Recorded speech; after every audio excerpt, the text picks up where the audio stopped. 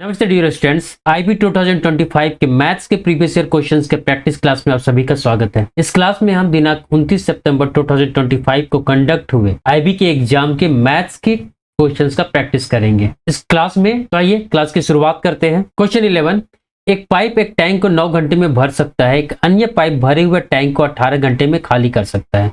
यदि दोनों पाइपों को एक साथ खोला जाए तो टैंक को आधा भरने में लगने वाला समय घंटों में ज्ञात कीजिए। पाइप एक जो है 9 घंटे में भर रहा है, दूसरा पाइप जो है 18 घंटे में खाली कर दे रहा है। दोनों कैल्शियम 18 हुआ, टंकी का ये कैपेसिटी मान लेते हैं हम। तो दोनों पाइप का इफिशिएंसी क्या हो जाएगा, 18 divided by 9 equal to 2, 18 divided by 18 equal to 1, लेकिन यहाँ पर -1, या दूसरे पाइप का जो पाइप खाली कर रहा है उसका एफिशिएंसी हुआ। टोटल काम कितना करना है, 18। इन दोनों को मिलके करना है तो दोनों का एफिशिएंसी क्या हो जाएगा, 2 - 1 equal to 1 divided by 1 equal to 18, यानी कि 18 घंटे में पूरा टंकी भरा जा सकता है।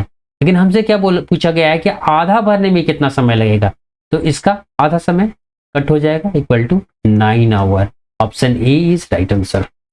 नेक्स्ट क्वेश्चन, क्वेश्चन नंबर 12, एक सेल के दौरान 50% माल को 23% लाभ पर बेचा जाता है और शेष 32% को 40% लाभ पर, और उसके बाद शेष माल को 10% की हानि पर बेचा जाता है। यदि समग्र लाभ x% है तो x का मान ज्ञात कीजिए। 50% माल को 23% लाभ पर बेचा जा रहा है, 32% माल को 40% लाभ पर बेचा जा रहा है। बाकी कितना बचा, 50 जोड़ 32 82 हो गया। 100 में से माइनस करेंगे तो 18% बच गया। 18% माल को 10% के हानि पर बेचा जा रहा है। यदि हम टोटल सामान 100 मान लेते हैं तो 100 का 50% मतलब कुछ नहीं, 50 ही हुआ। 32% 32 होगा, 18% 18 ही होगा। 50 का 23%, 50 गुने 23% लाभ हो रहा है यहाँ, इससे ये 2 बार में कट जाएगा, इससे 11.5 टाइम में इक्वल टू कितना आ गया, 11.5।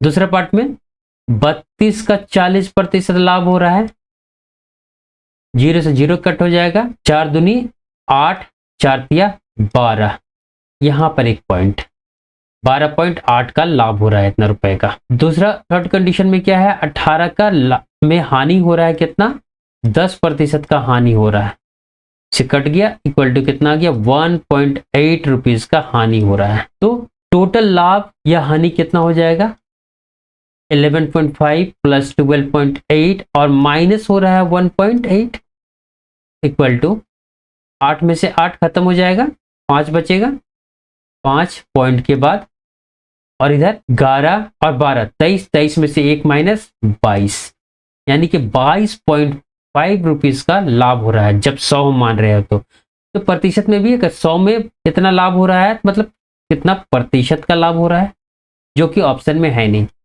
यानी कि एग्जाम में जो ऑप्शंस आया था उसमें ये था ही नहीं, लेकिन आपका आंसर यही होने जा रहा है, 22.5।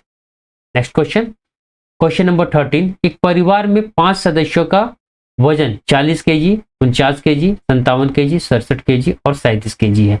उस परिवार का औसत वजन ज्ञात कीजिए। कितना कितना वजन है, तो 40 kg है, 49 kg है, 57 kg है, 67 kg है, 37 kg है। कितने परसेंट से, तो 1 2 3 4 5। हम ऑप्शन में से किसी एक ऑप्शन को इन सभी का एवरेज मान लेते हैं। फर्स्ट ऑप्शन 50 है तो 50 ही मान लेते हैं, प्लस हम डेविएशन मेथड से बनाने जा रहे हैं इसे। 50 से कितना कम है, 40, तो 10 कम है तो -10, 49 कितना कम है तो 1, तो -1, 57 ज्यादा है, 57 ज्यादा है 50 से, कितना ज्यादा है तो 7, 67 कितना ज्यादा है 50 से तो 17, 37 50 से कितना कम है तो 13।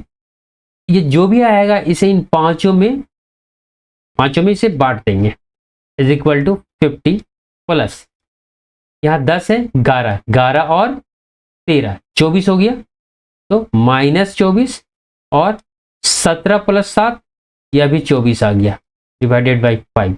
ये कट खो के कितना हो गया, 0, यानी कि जो हम एवरेज मान के चले तो वही हमारा आंसर हो गया। इस तरह option A is right answer. Next question, question number 14। एक घन का आयतन इतना दिया हुआ है और हमसे घन का पार्श्व पृष्ठीय क्षेत्रफल मीटर स्क्वायर में पूछ रहा है। घन का आयतन वॉल्यूम इक्वल टू क्या होता है, साइड का क्यूब इज इक्वल टू कितना दिया हुआ है, 13,884। जब हम क्यूब रूट निकालेंगे इधर s आ जाएगा और इधर यहाँ पावर 3 लिखेंगे, 13 8 2 4, इसका क्यूब रूट निकालेंगे। लास्ट में 4 है, 4 है तो जो भी इसका क्यूब रूट होगा इसका यूनिट प्लेस क्या होगा, 4 ही होगा। 3 संख्याओं के हम कट करेंगे, 13 से कम वैसा संख्या ढूंढेंगे जो कि परफेक्ट क्यूब हो, वो क्या है, तो 8 है। 8 का क्यूब रूट कितना होता है, 2, तो 2, तो यह संख्या जो है 24 का ही क्यूब होगा। इस तरह क्या आ गया, s इक्वल टू 24। हमें क्या निकालना है, पार्श्व पृष्ठीय क्षेत्रफल यानी कि सरफेस एरिया। सरफेस एरिया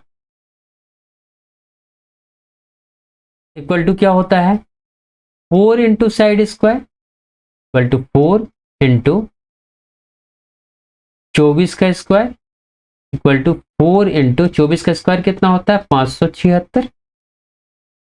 4 छक 24 का 4 हो गया।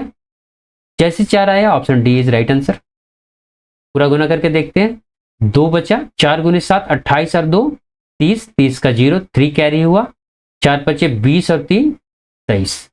बिल्कुल सही आया है answer. Next question, question number 15। एक बेलन का कुल पृष्ठीय क्षेत्रफल total surface area equal to 30,144 दिया हुआ है और यदि इसकी ऊंचाई 52 सेंटीमीटर है तो बेलन का वक्र पृष्ठीय क्षेत्रफल कर्व सरफेस एरिया ज्ञात करें। हमें पाई इक्वल टू 3.14 लेना है। बेलन यानी कि सिलेंडर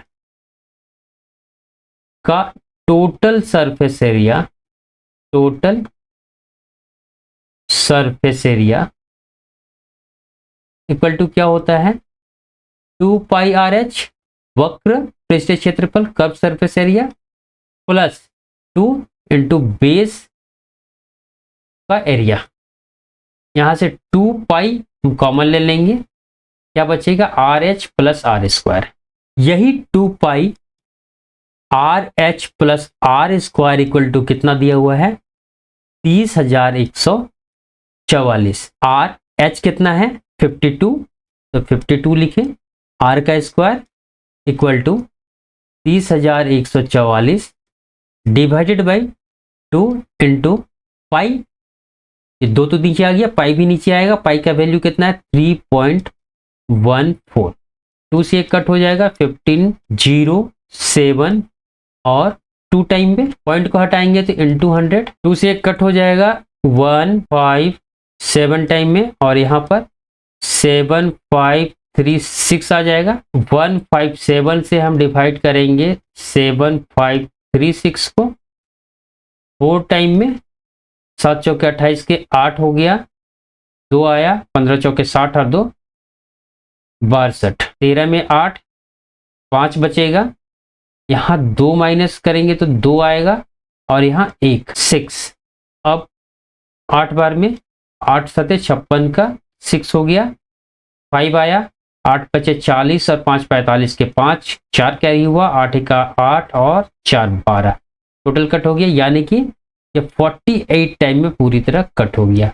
इज इक्वल टू कितना आ गया, 4800। आर स्क्वायर प्लस 52r और 4800 इधर आ जाएगा तो 4800 माइनस इक्वल टू 0। अब इसको हमको फैक्टराइजेशन करना है, कितना कितना में ये कट बढ़ सकता है, तो 100 और 48, ये माइनस में आएगा 48, तो r इक्वल टू यहां से क्या हो जाएगा, r इक्वल टू या तो -100 होगा या 48।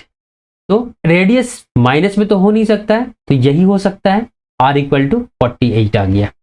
अब हमें इस क्वेश्चन का सेकंड पार्ट सॉल्व करना है और वह क्या है, बेलन का वक्र पृष्ठीय क्षेत्रफल curve surface area is equal to क्या होता है, 2 pi R H is equal to 2 into 3.14 into R कितना आ गया है 48 इंटू एच, एच कितना है 52।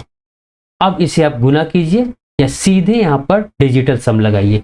2 है यहाँ पर 4 1 5 3 8 आ जाएगा, यहाँ पर 12 9 हटाएंगे तो 3 बचेगा, और यहाँ पर 7 7 या 21, 21 को जब जोड़ेंगे तो 3 आ जाएगा, ये दोनों मिलके डिजिटल सम 3 हो चुका होगा।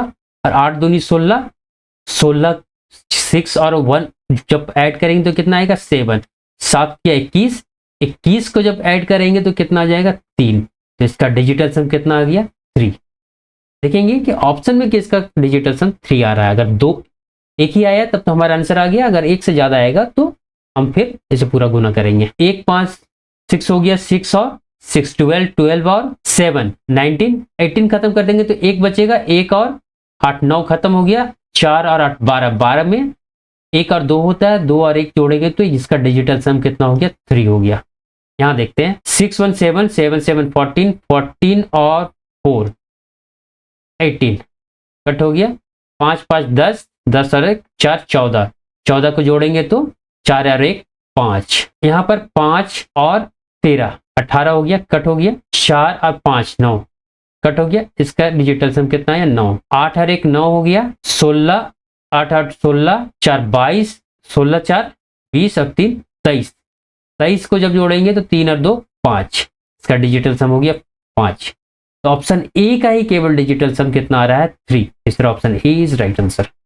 दोस्तों यदि आपको यह क्लास समझ में आ रहा हो, पसंद आ रहा हो, आपके फायदे के लिए हो, तो इसे अधिक से अधिक लाइक सब्सक्राइब और शेयर करते चलें।